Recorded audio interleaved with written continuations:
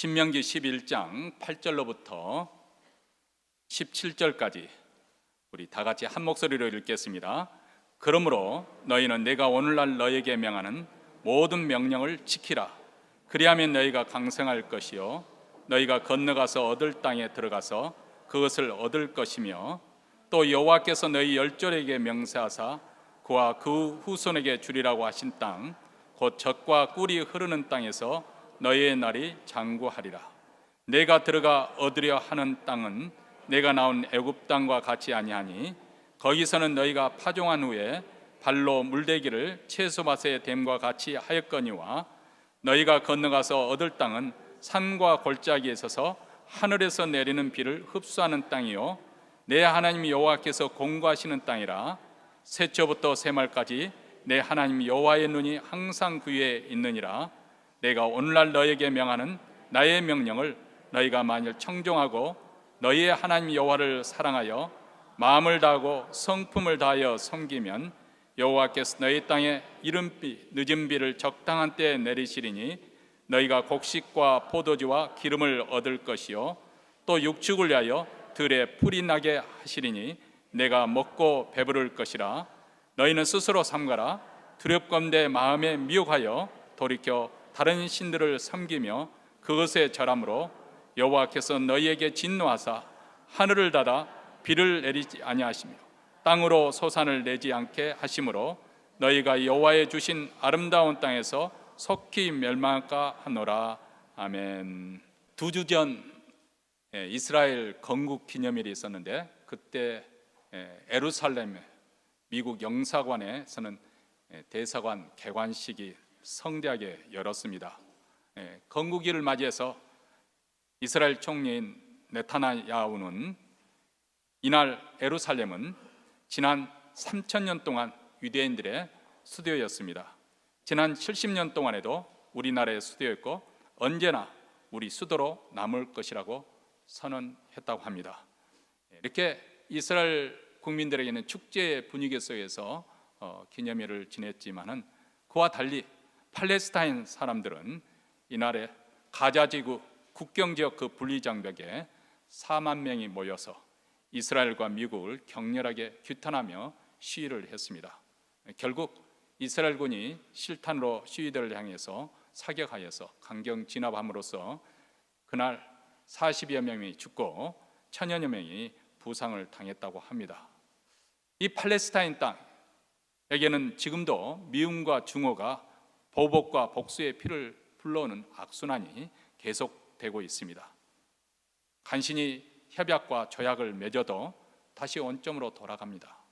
아무리 눈물과 피를 흘려도 한숨과 탄식이 가득 차러 얽히고 설킨 실타래처럼 풀리지 않는 그런 문제가 현재 진행되고 있습니다. 이렇게 자신의 생존을 위해서 처절하게 투쟁하는 팔레스타인 사람들과 또 자기 영토를 지키겠다는 그리고 확장하고 확보하려는 이스라엘의 대결과 싸움, 그리고 살육과 살상이 일상화된 그 땅을 가리켜서 구약 성경에서는 하나님이 약속하신 젖과 꿀이 흐르는 땅이라고 부릅니다. 여기에 대해서 우리는 마음에 조금 부담스러움을 느낍니다. 조금 불편하지 않습니까? 현실에서 벌어지고 있는 일은 지옥과 같은 그런 일인데 하나님께서 약속하신 젖과 꿀이 흐르는 그런 낙원이라는 것과는 좀 동떨어져 버립니다. 이뿐만 아닙니다. 팔레스타인에 여행하는 사람들이라고 한다면 유대 광야와 네게브 사막을 지낸 동안 의문을 갖게 될 것입니다. 그동안 막연히 상상했던 바대로 우리는 젖과 꿀이 흐르는 땅이니까 아마 아주 비옥한 땅이라고 생각했을 텐데 그곳에 여행을 하다 보면 그런 환상이 깨지기 마련입니다.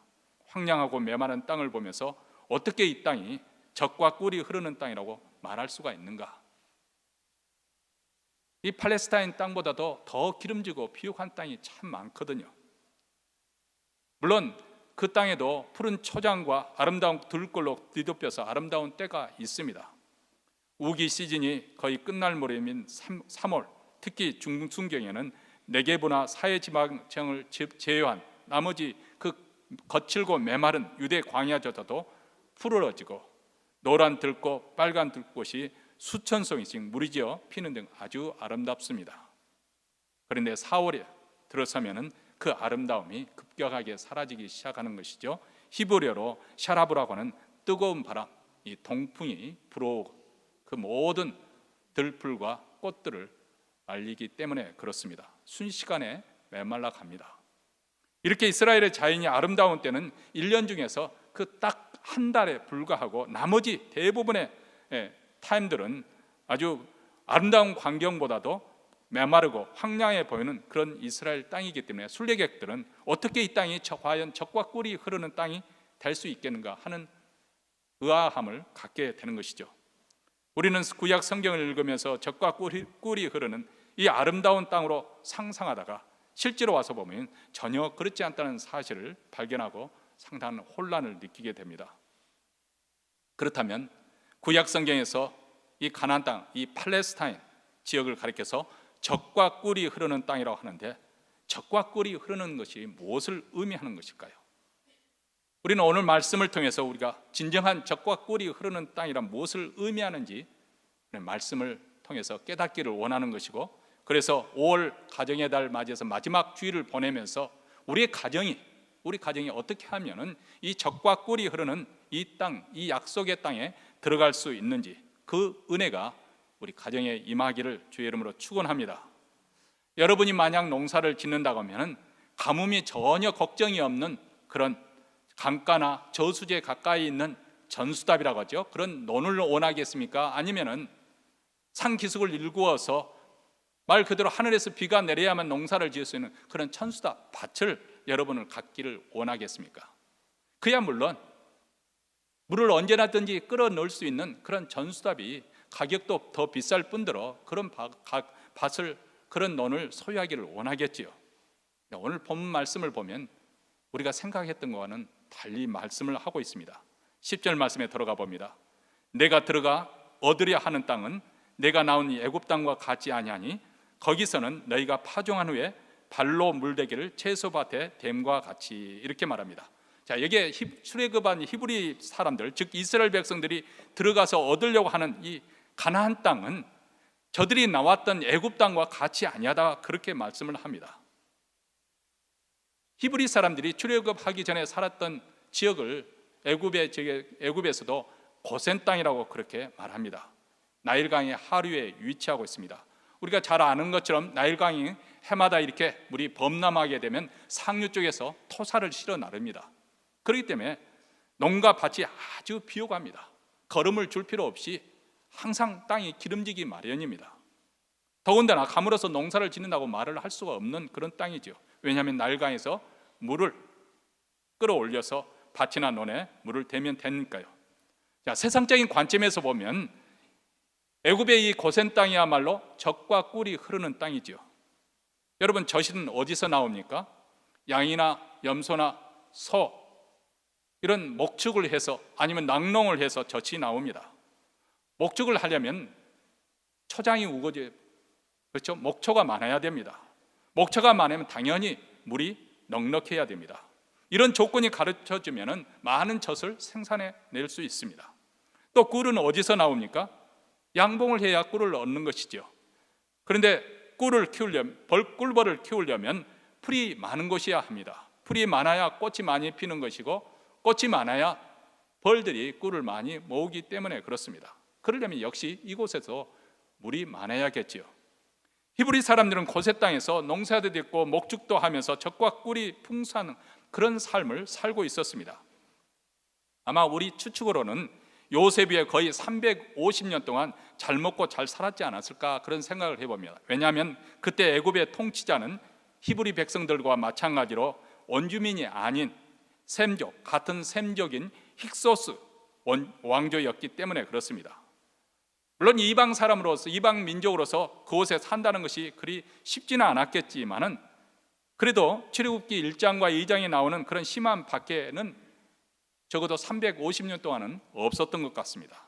그래서 젖과 꿀이 흐르는 풍요로운 고센 땅에서 히브리인들은 아주 생력이 아주 중다하였다, 성경에서 그렇게 말씀하고 있고, 그들의 자손이 아주 번성하고 창성할 수 있었던 것이죠. 그래서 야곱이 가족을 이끌고 애굽에 정착을 했을 때는 요셉의 가정까지 합해서 70여 명이었는데 400년 4대가 지나고 난 다음에 장정이 60만 명, 그러니까 그 당시 장정 한 명당 5명의 가족꼴로 여자 어린아이를 포함해서 5명으로 계산을 한다면 많게는 한 300만, 적게는 한 200만 명 정도로 우리가 추산을 하고 있는데, 어쨌든 한 70명이 200만 인구로 팽창을 했다. 사실 인구 통계학적으로 잘 믿겨지지 않는 그런 일입니다.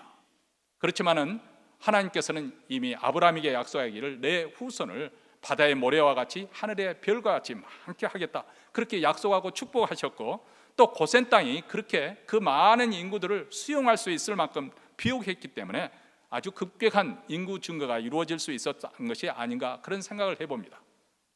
많은 목축을 키워서 육식에서 얻는 단백질과 또 우유를 통해서 풍부한 칼슘을 넘치도록 공급되었으니까 그들이 얼마나 튼튼하고 건강했을까. 또 꿀을, 고대로부터 꿀이라고 하는 것은 강장제로, 또 영양제로 열량을 보충하는, 에너지를 주는 것으로 그렇게 알려져 있지 않았습니까? 그래서 여러분, 출애굽기 1장에 보면 히브리 여인들은 산파가 가기도 전에 아이를 낳아버리는 거예요. 이런 말하면 좀 지나치게 하면 마치 무를 뽑듯이 쑥쑥 아이를 잘 낳은 거죠. 그래서 순식간에 200만이 넘는 그런 엄청난 인구를 이루게 된 거예요. 근데 모세가 태어날 무렵에 원주민 함족이 그들을 지배하던 셈족 힉소스 왕조를 몰아내고 애굽의 제18대 왕조를 세웠습니다. 이들이 정권을 잡고 보니까 이방 민족인 히브리 사람들이 너무 번성해서 수가 많은 거예요. 그 사실에 아주 위기의식을 느꼈습니다. 거의 400년 동안이나 이방 민족 힉소스족에게 지배당하면서 온갖 굴욕과 그리고 착취를 당했는데, 이러다가는 히브리 족속들이 너무 수가 많아서 그들에게 압도를 당하면 어떻게 될 것인가 하는 위기의식이 느꼈던 것이죠. 그래서 소위 말하자면 인구 조절 정책을 씁니다. 출애굽기 1장과 2장에 나오는 것이죠.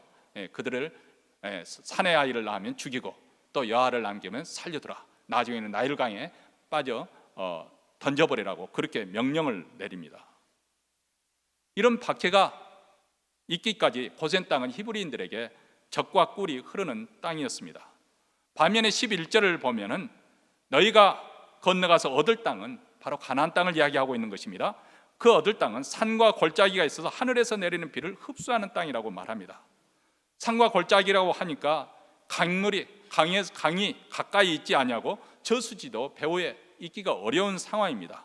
다시 말하면 하늘에서 내리는 비로소 농사를 지는 천수답입니다.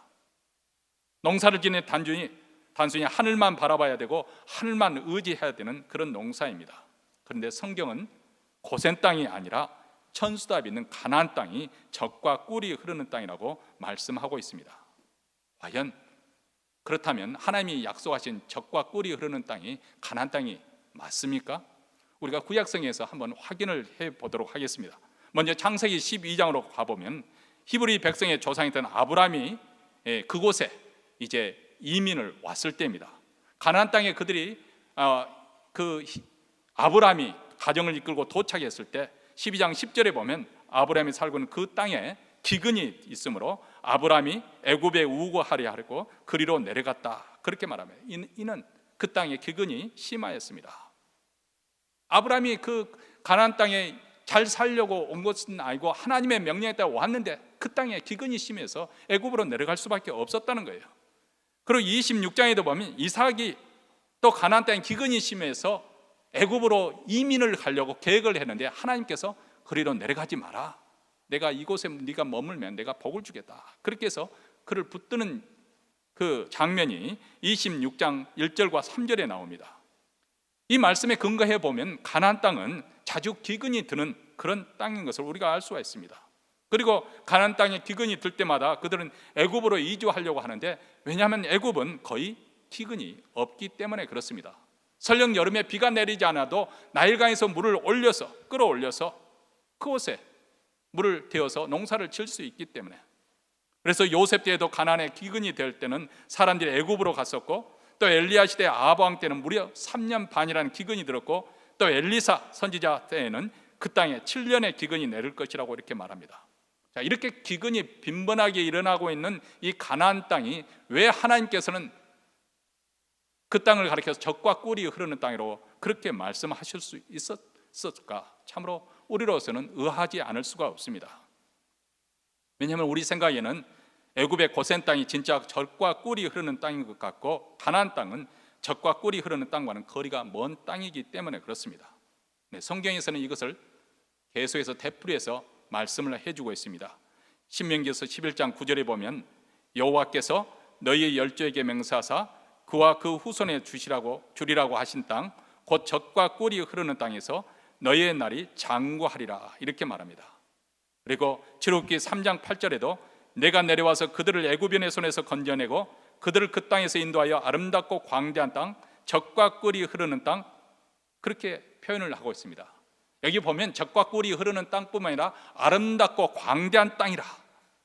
미국에 보면 중부지역이나 또 동부지역에 가면 수시간을 달려도 계속해서 옥수밭이 펼쳐지고 밀밭이 펼쳐지는데, 우리가 이스라엘에는 가보지는 않았지만은 거기에 보면은 애굽은, 이스라엘은 그렇게 넓은 땅이 아닙니다. 테바니 사막 지역이거나 아니면 유대 산간 지역입니다. 평야지대로게 해봐야 그 해안선을 따라 조금 펼쳐진 것이고, 아니면 갈멜산에도 내려보는 찬원 평야, 그 정도지 거의 다 산약지가 되거든요. 근데 여기 보면 아름답고 광대한 땅이라고 그렇게 표현을 하고 있습니다. 여기서 우리가 좀 헷갈리지 않습니까? 기근이 심한 그 땅이 어떻게 아름답고 광대하고 젖과 꿀이 흐르는 땅이 될 수 있겠는가? 어쩌면 우리가 세상적인 관점에서 보면 이 문제는 절대 풀 수 없는 그런 문제입니다. 세상적인 성공과 그리고 복의 잣대로서는 도무지 이해할 수는 문제이죠. 우리 눈에 볼 때는 틀림없이 애굽 고센 땅이 아름답고 광활한 땅이고 젖과 꿀이 흐르는 땅이고, 그런데 성경은 그 땅이 젖과 꿀이 흐르는 땅이 아니라고 말씀을 하고 있고, 가나안 땅은 젖과 꿀이 흐르는 땅이라고 하는데 거기는 그러기는커녕 기근이 연속되는 그런 땅이었습니다. 하나님께서 그 땅을 젖과 꿀이 흐르는 땅이라고 하시고, 또 그 땅에 또 하나님께서 기근을 주시기도 하셨다는 것을 성경에서는 분명히 보여주고 있죠. 엘리야 시대는 3년 반 기근, 엘리사 시대 때는 7년의 기근도 하나님이 그 땅에 기근을 주셨다는 거예요. 이해가 되지 않죠? 하나님께서는 그 땅을 약속의 땅이라고 해서 젖과 꿀이 흐르는 땅으로 이스라엘 백성 내려갔는데, 그 땅에 기근이 임하도록 하신 분도 또한 하나님이시라는 거예요. 세상적인 관점에서는 이것을 어떻게 추론해서 그 해답을 얻을 수 없는 비밀이고 수수께끼입니다. 그것은 하나님의 비밀이기 때문에 그렇습니다. 그렇기 때문에 이 문제는 믿음의 눈으로 바라야 되고 성경인 관점에서 풀어봐야 됩니다. 고센 땅도 가나안 땅도 어떻게 보면 실제적으로 하나님이 약속한 그 젖과 꿀이 흐르는 땅이 아닌 것이 아닌가 하는 생각을 하지 않을 수가 없습니다. 만약 그렇다고 한다면 하나님께서 염두에 두신 젖과 꿀이 흐르는 땅은 어디일까요? 현실적으로 고센 땅이 젖과 꿀이 흐르는 땅이 맞지만은 하나님께서 그것을 아니라고 하시는 거예요. 하나님이 아니라고 하시면 그것은 아닌 것입니다. 하나님께서는 이스라엘 백성들이 그것에 영구히 머물러 있기를 원치 않았습니다. 아무리 젖과 꿀이 흐르는 땅이라 할지라도 하나님이 기뻐하시지 않는 땅은, 그 땅은 하나님이 약속하신 땅이 아닙니다. 다시 말하면 하나님이 함께 하시지 않는 땅은, 그 땅은 복이 되지 않냐고 오히려 저주가 임하는 땅이 되고 맙니다. 엄밀하게 말하면 왜 고센 땅은 하나님이 약속하신 젖과 꿀이 흐르는 땅이 아닐까요? 한마디로 그 땅은 하나님을 필요로 한 땅이 아니기 때문에 그렇습니다. 농사를 짓는데 농부가 하늘에 비를 구할 필요가 없는 땅입니다. 하늘을 바라볼 필요가 없습니다. 왜냐하면 물이 필요하다면 언제든지 나일강에서 물을 끌어다가 발로 물을 대기만 하면 되기 때문에 그렇습니다. 그러니까 그들의 삶 속에는 하나님에 대한 절박함도 없고 하나님께 매달리는 기도도 당연히 그 할 필요성을 느끼지 못하는 것이죠. 오늘날 우리식으로 말하면 우리는 세상적으로 잘 모든 것이 잘 되고 성공하고 출세하고 돈을 많이 벌면은 젖과 꿀이 흐르는 땅이라고 생각을 합니다.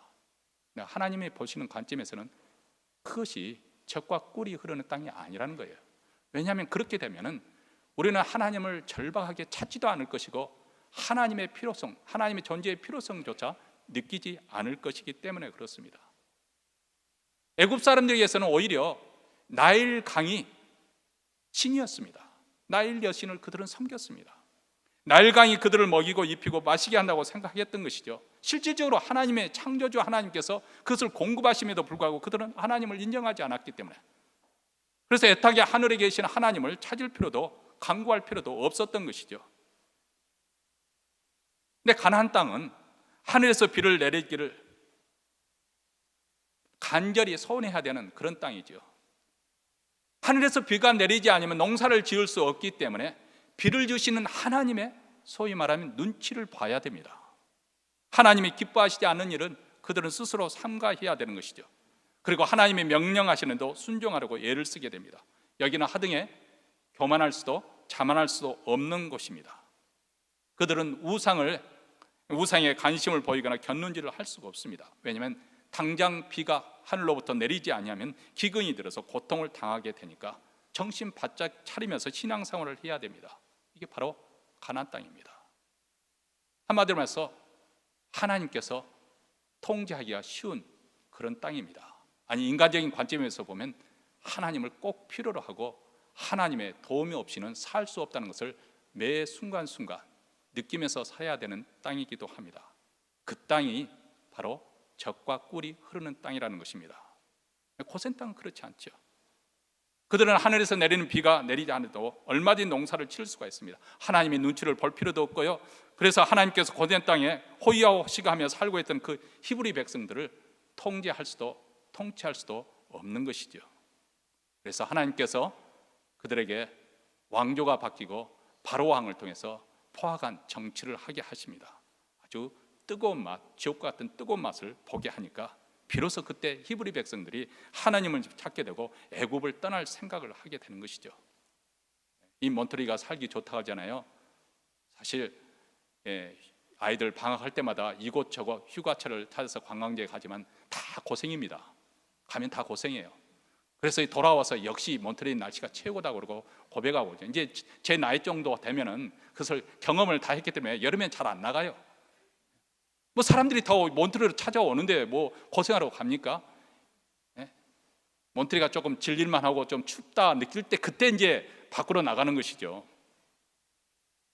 근데 사람들이 살기 좋아하는 그곳이 우리가 생각하는 젖과 꿀이 흐르는 땅이 아니라 하나님 없이는 살 수 없는 그런 절박한 그런 상황에 놓여 있는 그곳이 오히려 젖과 꿀이 흐르는 땅이 될 수 있다는 것을 성경은 우리에게 말씀해 주려고 하시는 것이죠. 우리가 만약 이렇게 편안하게 사는데 만약 고난마저 없다고 한다면 어쩌면 우리는 하나님을 진즉 떠났을지도 모릅니다. 하나님께서는 이 애굽 왕 바로를 통해서 그들로 하여금 애굽을 떠날 준비를 시킨 거죠. 마치 우리가 이 땅에서 고난이 계속되면 우리가 간절히 주님을 찾게 되고 어서 주님 오시옵소서. 그렇지 않았으면 우리는 주님 제발 좀 늦게 좀 오십시오. 이곳이 너무 살기가 좋습니다. 나 인생을 좀 즐겨야 되겠습니다. 그런 생각하고 살지 않을까요? 근데 그 히브리 백성들이 너무 살기가 힘드니까 그냥 출애굽할 때 엉겹결에 정신없이 출애굽을 한 거죠. 근데 막상 출애굽해서 광야 생활을 하니까 쉽지 않은 거예요. 너무 힘든 거예요. 이 광야에서 연단과 훈련을 하나님께서 일부러 그들을 끌어내어 시키신 거죠. 그래서 이 광야 생활 가운데서 그들은 하나님의 어떤 분이신지, 하나님이 누구신지 그것을 알고 배우게 하시고 그 하나님을 섬기는 법, 예배하는 법을 배우게 하시고 또 그들이 매일매일 삶 속에서 하나님을 의지하고 의뢰하는 법을, 그 말씀에 순종하는 법을 그들로 하여금 배우게 하시는 거예요. 바로 우리 인생 광야를 지난다고 생각할 때, 우리가 고난을 통과한다고 할 때 하나님께서 우리에게 고난으로 부르신, 광야로 부르신 이유가 무엇인가? 하나님께서 이런 고난 속에서 자기를 알라는 것입니다. 자기를 인식하라는 것입니다. 그리고 하나님을 섬기는 법을 배우라는 겁니다. 매일 우리 삶 속에서 누가 정말 최종 주권을 가진 사람인지 그 주권자이신 하나님을 인정하고 그분의 말씀에 순종하는 법을 배우라는 것입니다. 우리는 당나귀와 와서 한잡고 그런 굴레를 싫어하고 이리 뛰고 저리 뛰고 그렇게 살려고 합니다. 자유분방하게 그것이 멋있는 삶이라고 그렇게 생각하는 것이죠. 하나님께서 고난을 통해서 우리를 끌어내시지 않으면 우리는 애굽에 기름지고 비옥한 땅에서 천년만년 살고 지고 그렇게 했을 것입니다. 히브리 사람 백성들도 그랬습니다. 사실 그곳에서 풍요롭게 사는 것 자체가 하나님의 보호하심과 축복이었는데 그때는 그들이 그것을 몰랐습니다. 그래서 우리 인생에 고난이 필요한 것이죠. 애굽의 바로에 죽도록 박해를 받는 것입니다. 그렇게 평안하게, 그렇게 풍요롭게 영원히 행복할 것 같았는데 웬 인생의 풍파요, 웬 청천 하늘의 벼락입니까?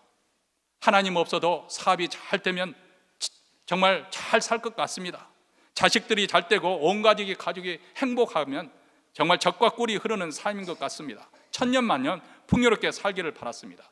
그런데 웬 날벼락입니까? 갑자기 인생의 폭풍이 물어닥치고 삼킬듯이 거센 풍랑이 일어납니다.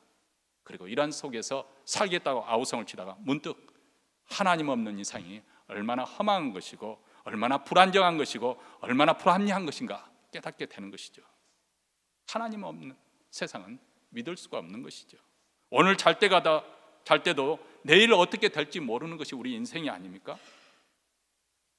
그러므로 진정한 젖과 꿀이 흐르는 땅이라고 하는 것은 우리가 상상하는 것처럼 어떤 장소나 특정한 어떤 장소나 공간이나 그리고 어떤 특별한 환경, 여건, 물질이 많은 그곳이 아니라 젖과 꿀이 흐르는 것은 바로 하나님 안에 있습니다. 하나님을 사랑하고 온 마음과 정성을 다해 섬기는 것이 젖과 꿀이 흐르는 그곳입니다. 그래서 신명기 11장 13절에서 이렇게 말씀을 하고 있습니다. 우리 다 함께 읽겠습니다. 13절입니다. 내가 오늘날 너희에게 명하는 나의 명령을 너희가 만일 청종하고 너희 하나님 여호와를 사랑하여 마음을 다하고 성품을 다하여 섬기면 여호와께서 너희 땅에 이른비 늦은비를 적당한 때에 내리시리니 너희가 곡식과 포도주와 기름을 얻을 것이요 또 육축을 내어 들에 풀이 나게 하시리니 내가 먹고 배부를 것이라. 이스라엘 백성들이 하나님의 말씀에 청종하고 하나님을 사랑하여서 마음을 다하고 성품하여 섬기면 하나님께서 그 땅에 이른비와 늦은비를 적절하게 내려주시겠다는 것입니다.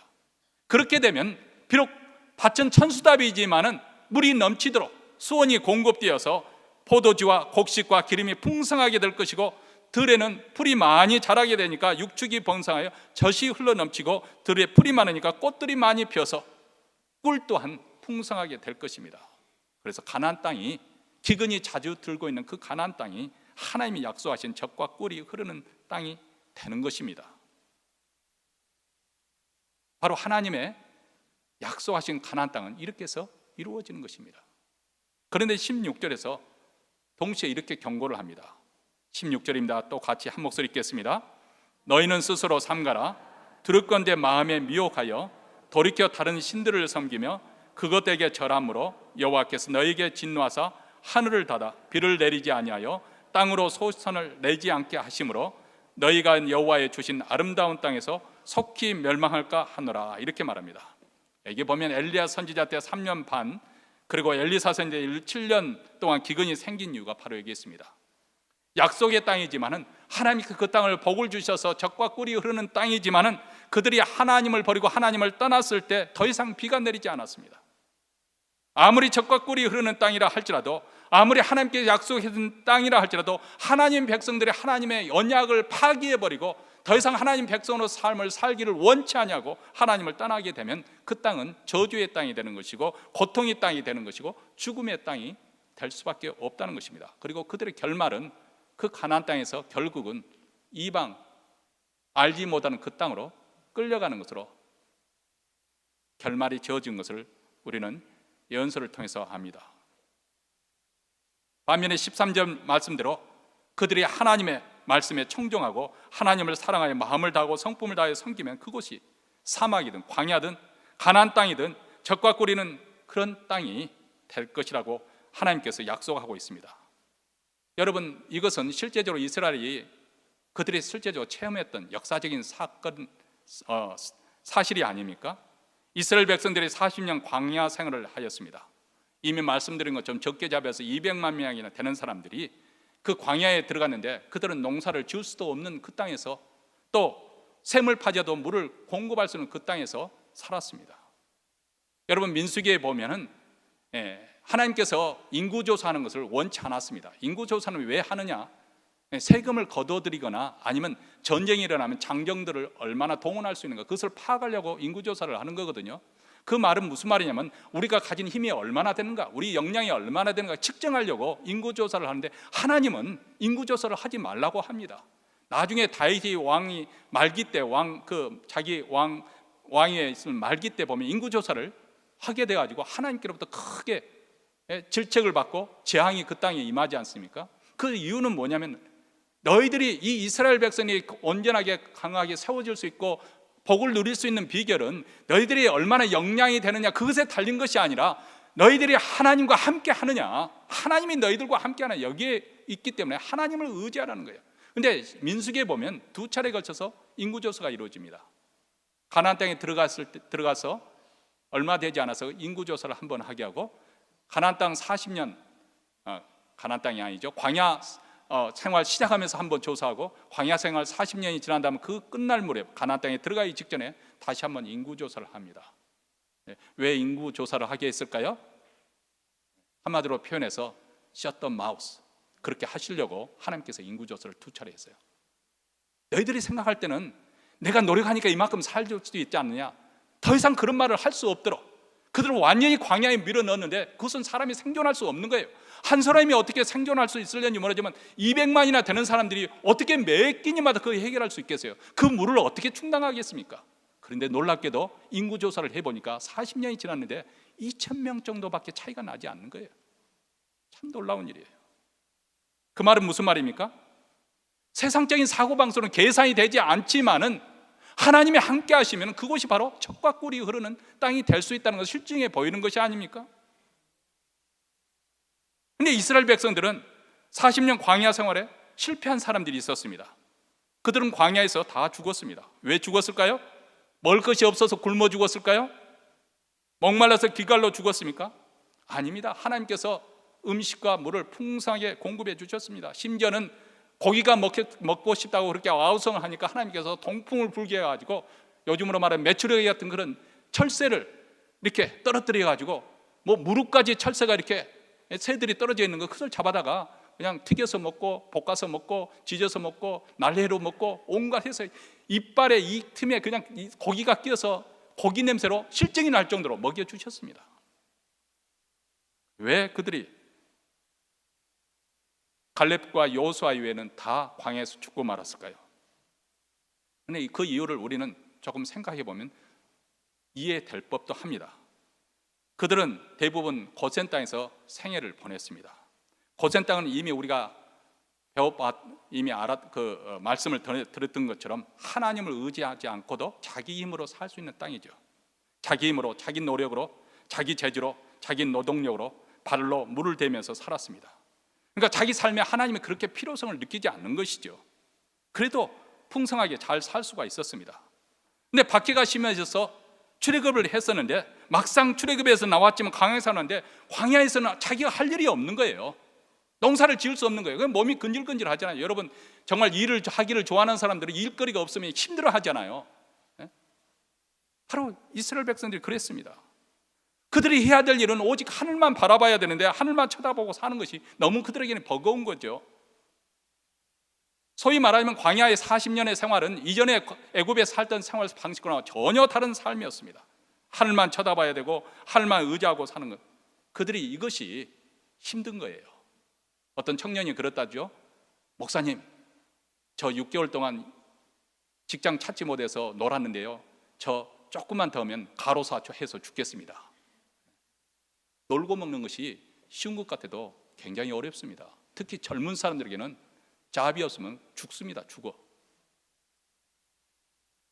하나님 없이 열심히 노력해서 살아야 된다고 생각했던 그런 생각이 철저하게 뿌리 박혀 있는 사람들에게는 하나님만 의지하고 사는 사람이 신경질이 난다, 그 말이죠. 오늘은 만나가 하늘에서 내려왔지만 내일은 하나님께서 만나를 내려주실까? 이거 한 달분 채워야 되지 않는가?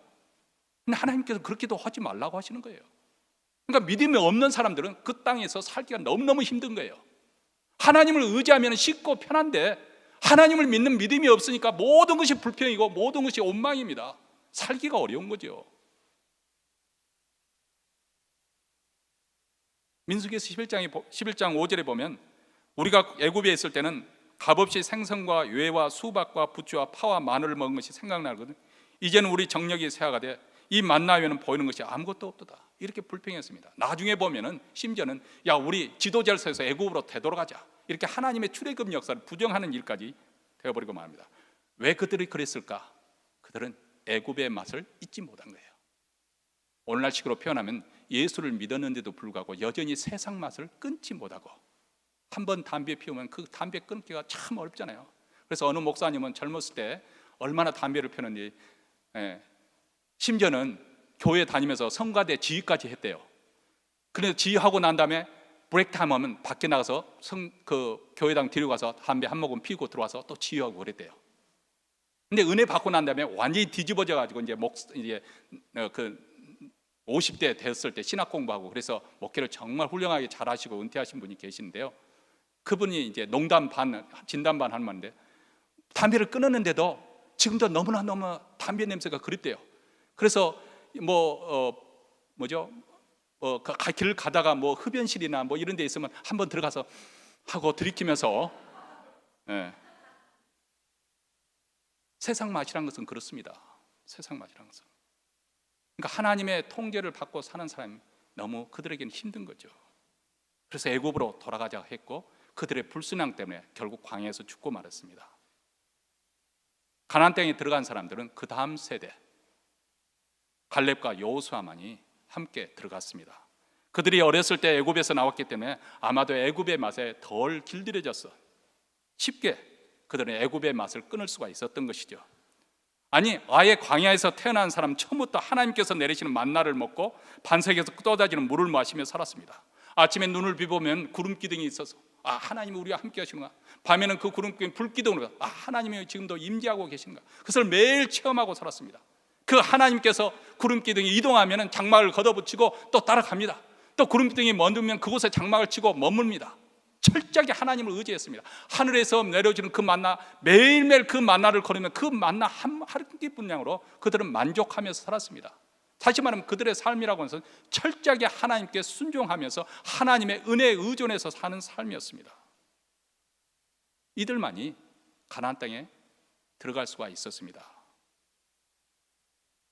목회자로서 참 위험한 발언이 될 수 있겠지만은, 오늘날 많은 사람들이 교회에 나옵니다. 또 세례도 받을 수가 있습니다. 자유로운 국가니까 또 여러 가지 목적 가지고 교회에 나올 수도 있습니다. 그런데 과연 그 모든 사람들이 다 가나안 땅에 들어갈 수 있을까? 저는 아니라고 생각합니다. 저는 아니라고 생각합니다.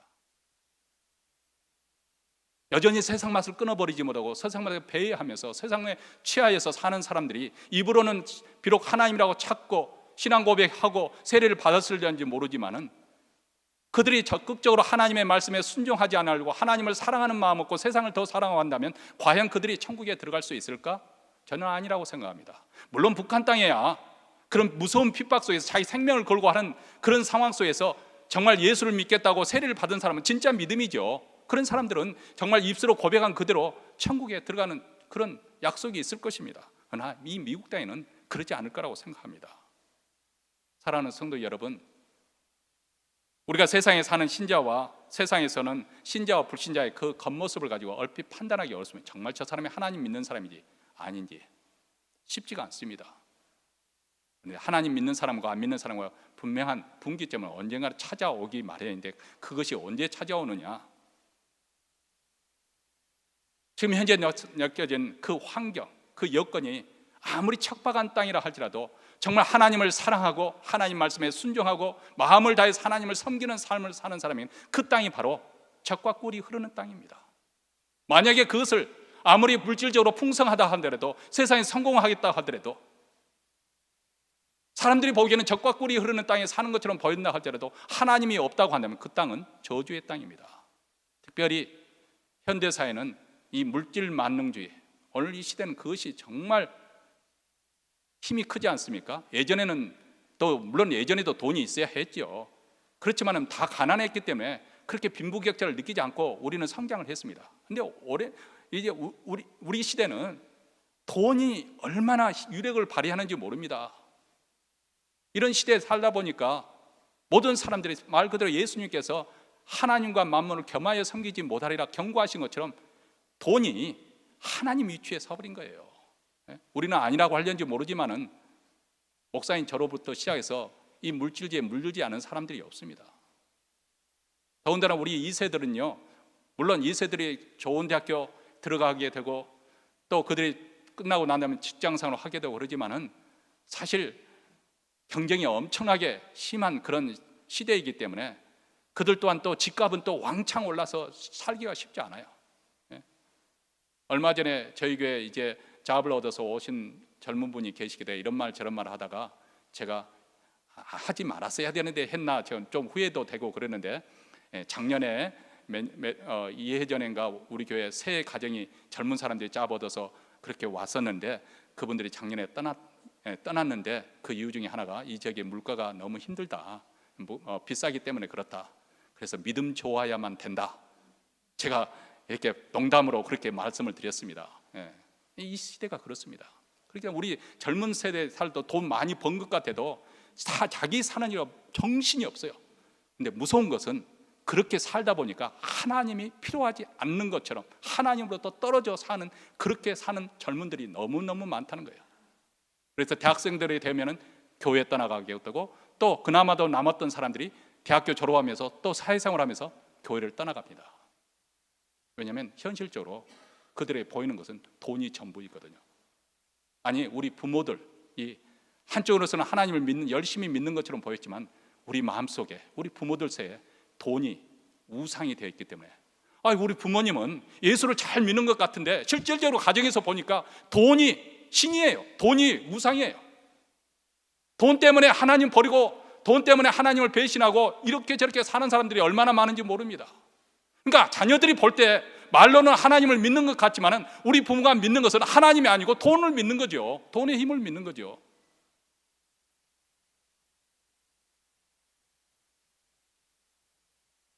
여러분, 우리가 젖과 꿀이 흐르는 그 땅을 찾아서 지금 이 시간에도 이곳저곳 배하고 있는 분이 계시다면, 어쩌면 세상적인 여건만 갖추어진다면, 안락과 풍성한 삶만 보장된다면 이곳이 젖과 꿀이 흐르는 땅이라고 생각하고 있는 분이 계시다고 한다면, 여러분 다시 한번 이 말씀을 통해서 우리가 하나님께로 돌아가야 됩니다. 그렇다고 해서 예수 믿는 사람들이 언제나 힘들고 고통스럽게 가난하게 살아야 된다는 것을 제가 말씀드리려고 하는 것도 아닙니다. 우리가 풍성한 곳에 살더라도 하나님이 우리 삶의 넘버원 우선순위가 돼야 될 것이고, 가난하게 살더라도 우리 하나님이 한 분으로서 나는 만족할 수 있습니다, 나는 행복할 수 있습니다, 그런 믿음의 단계까지 우리가 올라서야 됩니다. 설령 내가 가지고 있는 것을 다 하나님께서 걷어가신다 하더라도 하나님 경배와 찬송을 받으시옵소서, 이것이 욥이 고백했던 신앙이 아니겠습니까? 왜냐하면 하나님이 우리의 전부이기 때문에 그렇습니다. 하나님이 그렇게 소중한 분이시고 우리 하나님이 그렇게 광대하신 분이시고 그 하나님이 우리의 전체가 되어 주시기 때문에 그렇습니다. 그 하나님을 떠나서는 생명도 축복도 구원도 없습니다. 하나님을 사랑하고 하나님 말씀을 경청하고 순종하는 자가 젖과 꿀이 흐르는 약속의 땅에 들어갈 수가 있습니다. 그리고 실질적으로 그 땅의 그 복을 누리고 그 땅을 차지하는 주인이 될 것입니다. 지금 여러분은 어디로 향하고 있나요? 세상을 향하는 저속한 내리막길에 여러분이 서 있나요? 아니면 영광의 하나님을 바라보면서 매일 자기 자신을 쳐서 복종시키며 그 고상한 그 길로, 높은 그 길로 올라가고 있나요? 우리 모두 젖과 꿀이 흐르는 그런 가정, 그런 땅에 들어가시기를 주의 이름으로 축원합니다.